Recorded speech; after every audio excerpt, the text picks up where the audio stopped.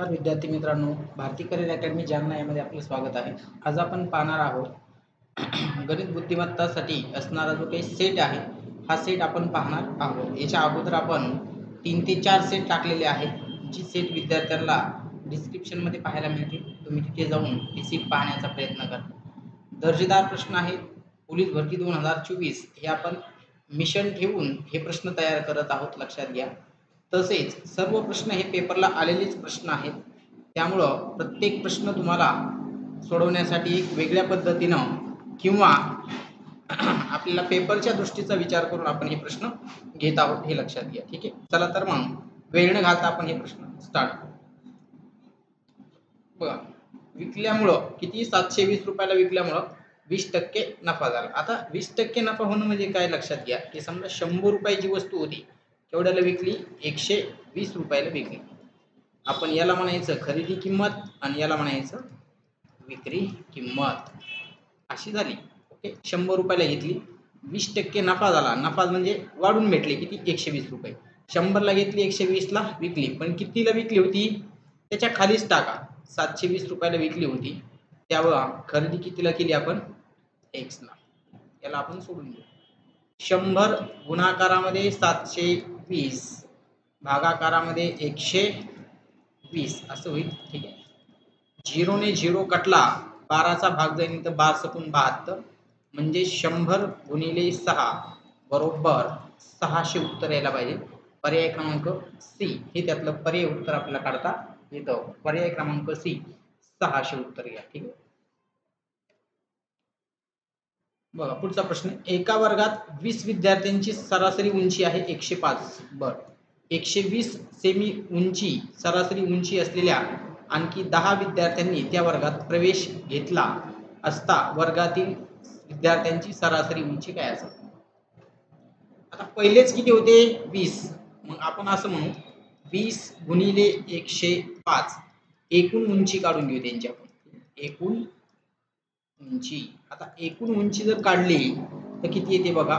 5 न 2 ला दिला, 5 दोन्ही 10, 0 चाला 1, 1 ला 1, 2 1 2, वरचा 0 जशाला तसा.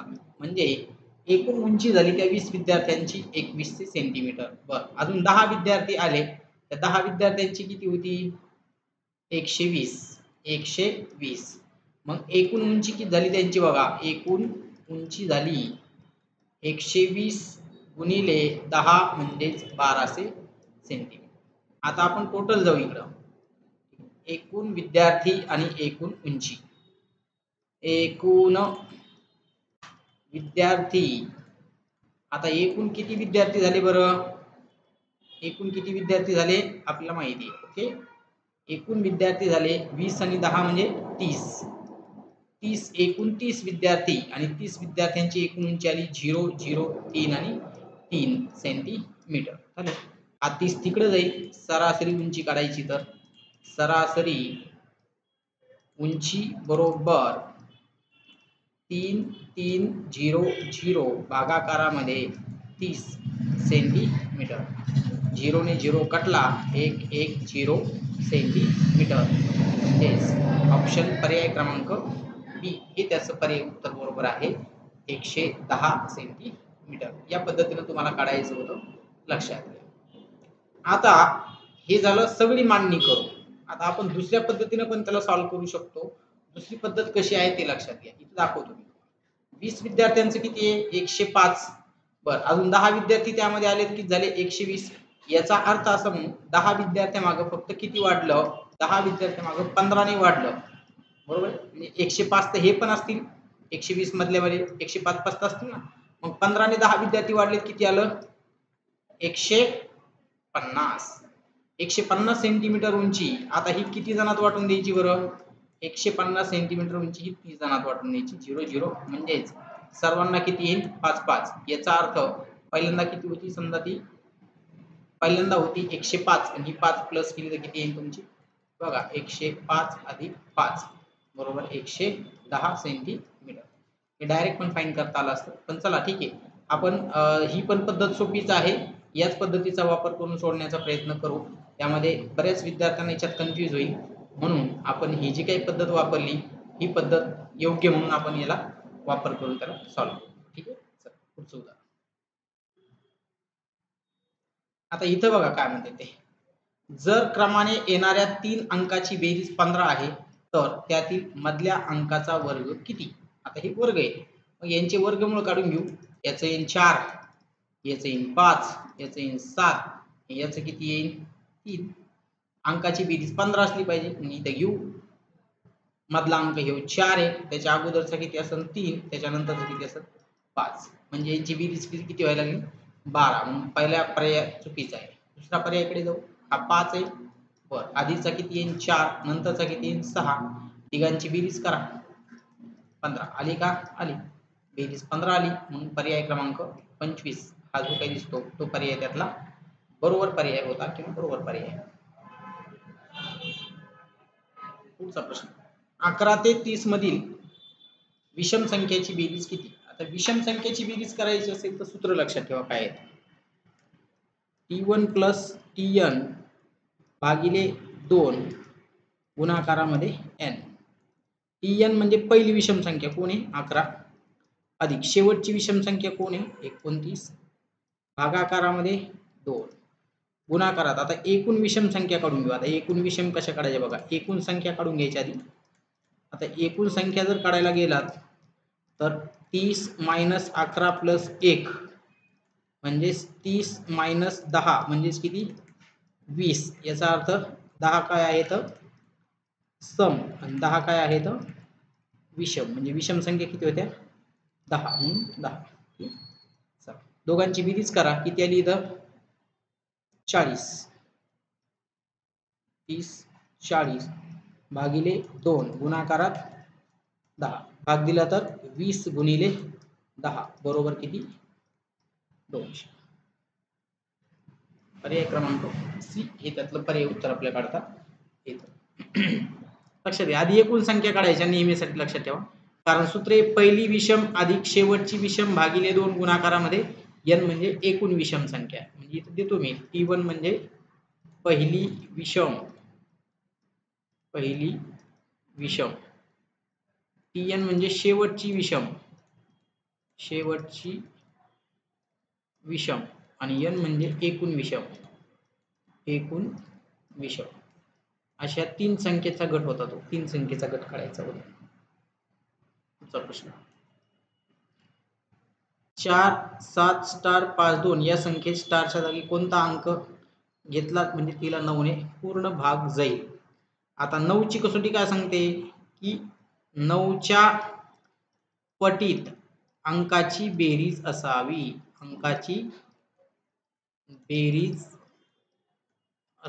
आता 9 च्या पाड्यात बेरीज असली पाहिजे, बाकी काहीच नाही. मग बघा इथं हे 4 अधिक 7 अधिक 5 अधिक 3 7 आणि 4 11 11 आणि 5 16 16 आणि 3 19. बर 19 आली, याचा अर्थ 18 कटले म्हणजे 1. आता इथं कुठली संख्या जर त्यामध्ये प्लस केली तर बेरीज किती येईल त्याची 9. म्हणजेच पर्याय क्रमांक डी जर त्यात प्लस केला तर किती येतो 9. म्हणून उत्तर किती आहे त्याचं 9. 8. अंकाची बेरीज काय करायची होती आपल्याला 9च्या पाड्यात आणायची होती, बाकी काही नाही. म्हणजे 5 आणि 4 9 झाला, 7 आणि 3 किती झाला 10, 9 कटला म्हणजे 1 राहिला. 1 ला कोण संख्या लागेल म्हणजे 9 होईल, 8 संख्या लागेल. 3 तासात कार किती चालली 105 किलोमीटर. किती जायची 5 तासामध्ये किती अंतर जाईल x2 झालं. याला जर भाग दिलात किती वाढला 3 त्रिक 9, 1 उरला 3 5 15 गुणाकारात 5 बरोबर x2. 5 25 2 2 17 175. अतिशय सोप्या पद्धतीचे प्रश्न आहेत, पण विद्यार्थी याच्यात चुकण्याची शक्यता जास्त असते म्हणून लक्षात घ्या. आता बघा हे माप 9 आहे 12 आहे आणि 15 सेंटीमीटर. त्रिकोणाचं क्षेत्रफळ किती? आधी हा काटकोन त्रिकोण का चेक करून घेऊ. काटकोन त्रिकोण. आता याच्यामध्ये काय करायचं, मोठ्या संख्येचा वर्ग हा राहिलेल्या 2 संख्येच्या वर्ग इतका येतो बघायचं. म्हणजे 225 इकडे गेले तर 81, इकडं 144. 4 आणि 5 8 आणि 4 12 2 1 2 म्हणजेच हा कोणता आहे काटकोन त्रिकोण आहे। मग काटकोन त्रिकोणाचे क्षेत्रफळ बरोबर 1/2 पाया गुणिले उंची 1/2 पाया किती आलेला आहे बघा। आता याच्यामध्ये हा मोठा कर्ण आहे म्हणून आपण काय म्हणणार 9 गुणिले उंची किती 12 याला जर भाग दिला इथं 6 जाईल 9 गुणिले 6 बरोबर 54 चौरस सेमी।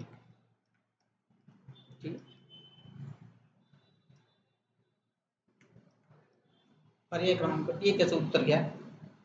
काटकोन त्रिकोण आहे का ते शोधून घ्यायचं होतं। मग हे मोठ्या बाजूचा वर्ग बरोबर लहान दोन बाजूच्या वर्गाची बेरीज करायची। हे आलं म्हणून याला आपण काय म्हणलो हा काटकोन त्रिकोण आहे। मग काटकोन त्रिकोणाचं क्षेत्रफळ काढण्याचं सूत्र आहे 1/2 पाया गुणिले उंची। जर दोन संख्येचं गुणोत्तर 2 जसं 3 आहे वर्गाची बेरीज किती आहे 468 तर त्या दोन संख्या कोणत्या म्हणते। मग आता दोन संख्येचं गुणोत्तर आणि वर्गाची बेरीज किती आहे 468 मग इथे चालले तो आपण ऑप्शन वरून जाऊ शकतात। मी आता 2 आणि 3 येतं का बघायचं 12 1 12 12 2 24 येतं नाही बरं याला 2 न भाग दिला तर 5 जसे न होईल हे पण नाही कारण आपल्याला प्रमाण 2 जसं 3 पाहिजे बरं इथं बे 5 आणि इथं बे 6 हे पण नाही म्हणजे ऑप्शन आहे 12 जसे 18 बघा इथं 12 जसे 18 प्रमाण काढलं तर 6 2 12 आणि 6 3 18 आणि 12 चा वर्ग अधिक 18 चा वर्ग 144 अधिक 324 बेरीज करा 468 पर्याय क्रमांक डी हे उत्तर करून घ्यायचं। बघा A B C D E हे 5 क्रमाने येणाऱ्या संख्या आहेत तर त्यांचा सरासरी किती बघा। आता ह्या क्रमवार संख्या आहेत ए बी सी डी आणि ई सरासरी काय असतो सरासरी म्हणजे मधोमध असणारी संख्या ज्याला आपण सरासरी म्हणतो। या दोन या साइडनं सोडा आणि या दोन या साइडनं सोडून द्या उरला कोण सी सी सरासरी त्याचा पर्याय क्रमांक सी होतो त्याचं उत्तर। आता बघा एक्स वाय झेड ने 4900 6300 आणि 7000 रुपये एकाच योजनेत गुंतवले एक्स ला 749 रुपये नफा मिळाला तर झेड ला किती रुपये मिळाले। आता एक्स ला किती रुपये मिळाले 749 बघा आता एक्स न गुंतवले 4900 मिळाले त्याला किती 749 आता झेड ने किती गुंतवले 7000 झेड ने किती गुंतवले 7000 तर झेड ला किती मिळणार एक्स याला सॉल्व करून घेऊ वरचे 2 0 कॅन्सल 7 1 7 7 7 49 ठीक आहे इकडे गेला तर 7x बरोबर 10 गुणिला 749 तर x बरोबर 10 गुणिले 7 1 7 0 7 7 49 तर x बरोबर 1070 पर्याय क्रमांक 2 हे त्याचं उत्तर होतं ठीक आहे बी।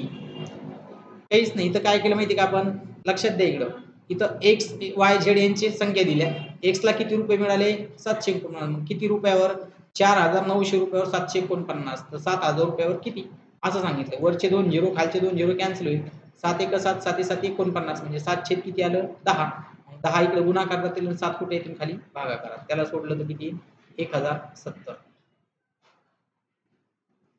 एका संख्येचा आता x चा 25%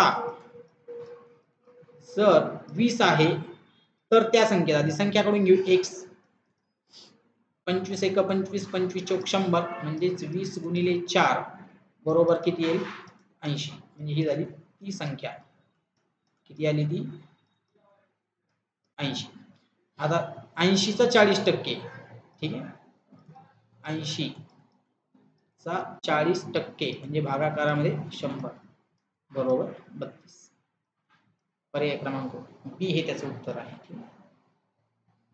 सोपे प्रश्न आहेत लक्षात घ्या एका प्राणी संग्रहालयात काही हरिण व मोर आहेत त्यांच्या शिरगणीप्रमाणे एकूण संख्या 80 आणि पायांची संख्या किती 200 तर मोराची संख्या किती म्हणली।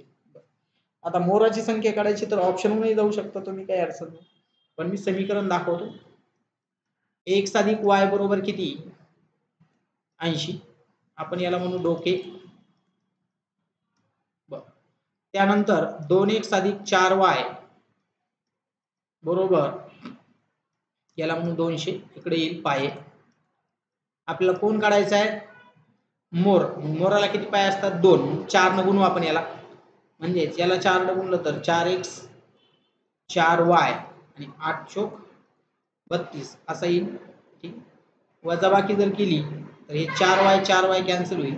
Minus 2y sorry minus 2x येईल इथं.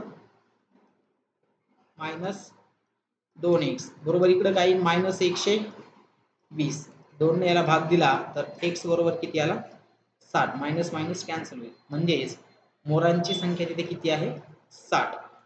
क्रॉस व्हेरीफाय करायचं असेल तर बघा इथं 60 गुणिले 2 बरोबर किती 140. आता 60 मोर आहेत म्हणल्यावर उरलेले 20 काय आहेत हरिण. हरणाला 4 आहेत. 20 चोक 80. 6 दुनी 12 करायचं. 20 चोक 80 म्हणजेच किती आले 200 पाये आले. म्हणून पर्याय क्रमांक डी हा काय झाला त्यातला बरोबर उत्तर झालेला आहे. ठीक. नाहीतर मग समीकरण मांडा. समीकरणामध्ये 2 समीकरण तयार करायची. याला एक समीकरण म्हणून याला 2 समीकरण म्हणून.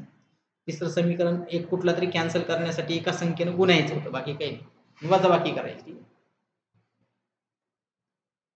3 मार्च 2004 हा दिवस सोमवार असेल. आता 3 मार्च 2004 तर कोणता वार आहे सोमवार. बर इथं कोण आहे 3 मार्च 2011 इथला वार आपल्याला फाइंड करायचा. टोटल किती वर्ष झाले आता 7 वर्ष झाले. ओके. लीप वर्ष किती पडायला लागलं बघा 2008च एक लीप पडतंय. लक्षात घ्या एकच. कारण 2004 हे लीप वर्ष पडणार नाही. कारण सुरुवात कुठून झालं मार्च पासून. म्हणजे एकच घ्या. म्हणजे एक बाकी याचा अर्थ असतो दिवस पुढे जातो. एक दिवस वार काय होतो पुढे जातो. मग एक दिवस जर पुढे गेला तर उत्तर होतं त्याचं मंगळवार. पर्याय क्रमांक सी बरोबर आहे त्यातला. आता 50 प्रश्न बरोबर आलेल्या एका गणिताच्या परीक्षेत बरोबर उत्तराला 4 गुण, चुकीच्या उत्तराला 3 गुण कापले जातात. उन्नतीने सर्व प्रश्न सोडवले, परीक्षेत 144 गुण मिळाले तर तिने किती प्रश्न बरोबर सोडले. आता बरोबर प्रश्नाचं सूत्र लिहून घ्यायचं. बघा सॉरी चूक प्रश्नाचं बरं का. चूक प्रश्न बरोबर एकूण गुण हे सूत्र लिहून घ्या. एकूण गुण मायनस मिळालेले गुण भागाकारामध्ये एका प्रश्नाचे गुण.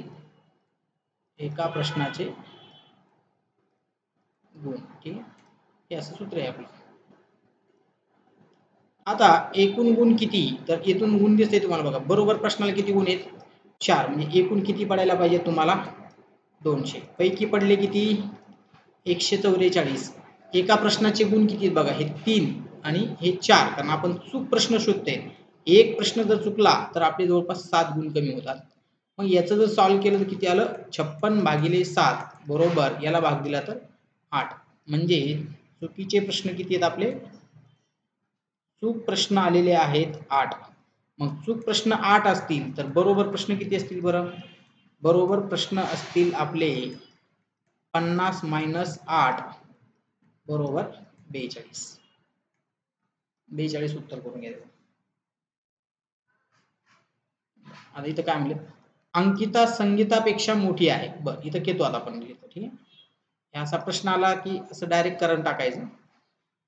नाव देऊन टाकायचं. इथे जाऊ आपण याला नाव देऊ अंकिता. बर काय म्हणले ते संगीतापेक्षा मोठी आहे. इथे घेऊ आपण संगीता. ठीक आहे संगीता. आता काय करायचं अंकिता आणि संगीताच्या संबंधित कोणत्या गोष्टी आहेत लिहून घ्यायच्या.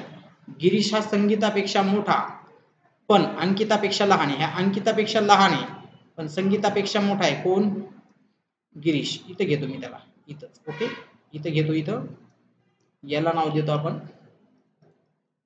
गिरीश, वरती नाव घेतले लक्षात ठेवा गिरीश. पुढं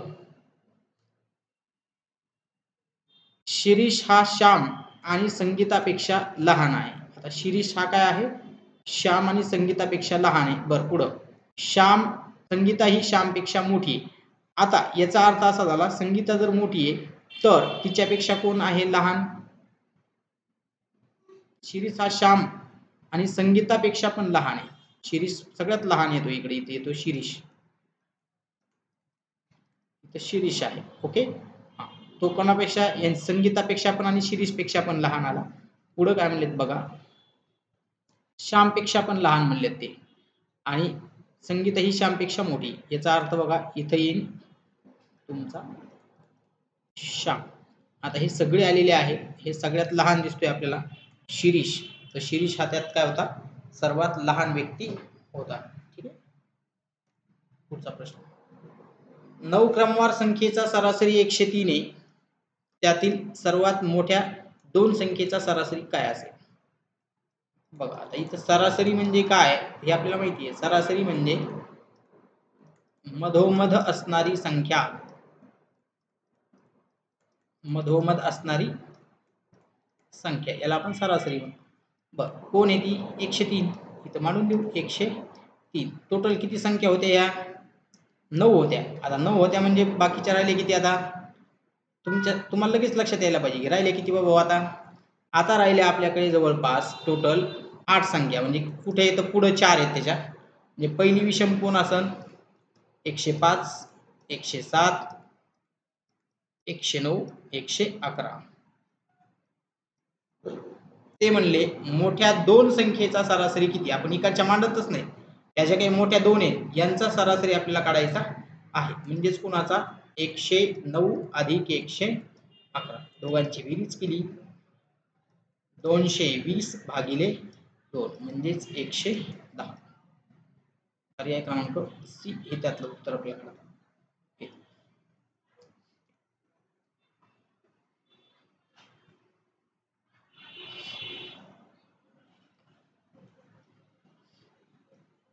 हवीला एक काम करायला 8 दिवस आणि रवीला तेच, कवीला तेच काम करायला 10 दिवस, दोघे मिळून किती झाले. इथं सिंपल सूत्र आहे, x गुणिले y आणि x अधिक y किती येते, 8 गुणिले 10 खाली 8 अधिक 10, 80 भागाकारामध्ये 18 म्हणजेच किती, 40 भागाकारामध्ये 9. याला जर सॉल्व्ह केलं 9 चौक 36 वरती किती आले 4, म्हणजे पर्याय क्रमांक डी आपल्याला दिसतो.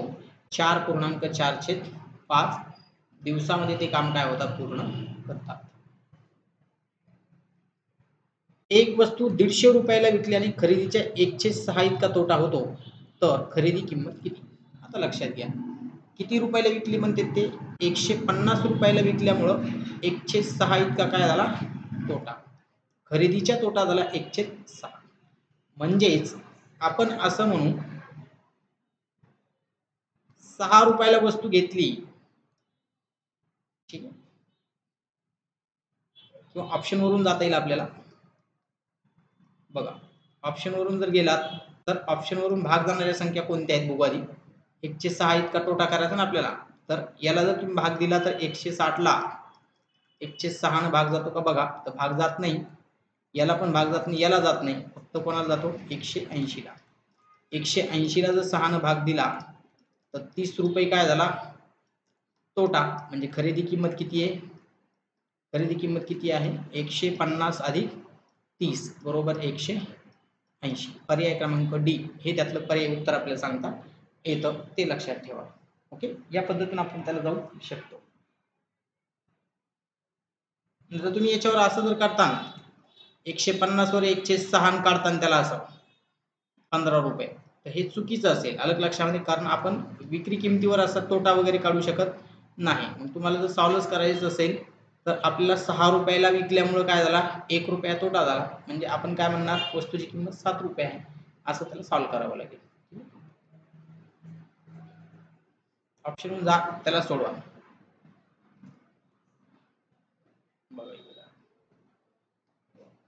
इथं बघा इथं काय दिलं त्यांनी, प्रश्नार्थक चिन्ह निवडा म्हणले ते. ओके बरं, हे बघा 4 5 याला किती लिहिलं त्यांनी 1620. म्हणजे काय केलं बघा त्यांनी, या 4 चा वर्ग लिहिला आणि पुढं काय केलं 4 गुणिले 5 म्हणजेच 16 20 असं केलं. या 5 चा वर्ग केला इथं अगोदर आणि 5 गुणिले 6 म्हणजे 25 आणि पुढं काय लिहिलं 30.